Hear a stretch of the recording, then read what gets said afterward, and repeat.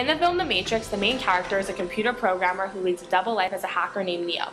Neo receives strange messages on his computer and decides to find the person behind the messages. He meets a man named Morpheus who teaches him that his reality is actually very different than what he thinks it to be.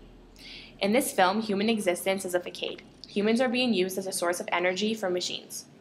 People live their lives in pods and their brains are fed sensory stimulation, which then leads them to believe that they are living normal lives.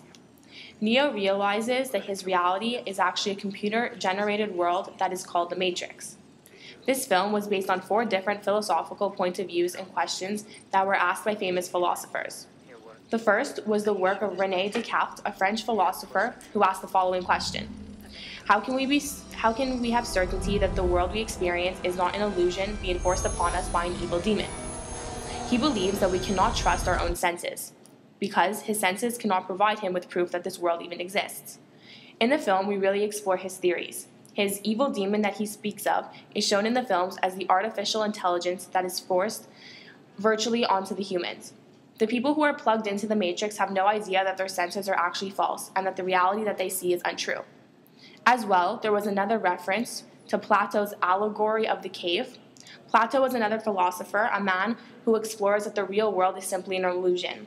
In his imagination, he sees a cave where there are prisoners who can only look straight forward, not behind them or beside them. One day, one of the people living in the caves escapes and lives in the real world. In the film, we see that Neo is a man who is not living in a real world. The world he sees as real is actually just an illusion. There were other references to philosophy in the film, including Socrates' visit to the Oracle of Delphi and John Broyard's Simulacra of Stimulation. For a movie to be qualified as a science fiction film, it must include the use of science-based depictions and phenomenons that are not necessarily accepted by mainstream science. For example, the use of extraterrestrial life forms, alien worlds, time travel, and as well sometimes they'll use futuristic elements like robots, cyborgs, and others. Science fiction films sometimes concentrate on political or social issues, and at times will explore certain philosophical issues as seen in the movie The Matrix and discussed before, that are based off of several philosophical questions. The Matrix in the film is a computer-generated world where people no longer live in what is reality. They live in a world where humans are controlled by machines. If we think about our world today, I would say most definitely people could say we live in some sort of a matrix. In today's world, we are so dependent on computers and machines to do almost everything in our daily lives.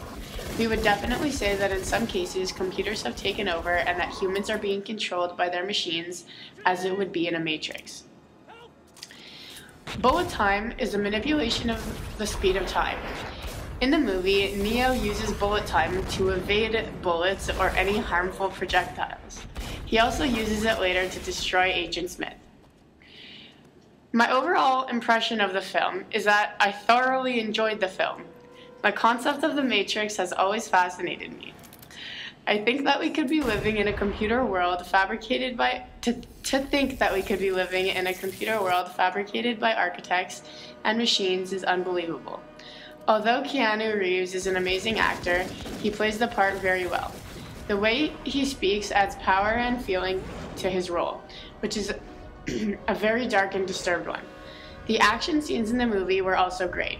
I particularly liked the scene where he limbo dodges the bullet sent by one of the agents, then that agent gets shot by Trinity. As well, after learning how the film was put together, we were able to see how much time and effort was really put into all the details of the film. How precise and perfect I wanted each scene and action to be was unbelievable, and the final product was mind-blowing. Thank you for listening.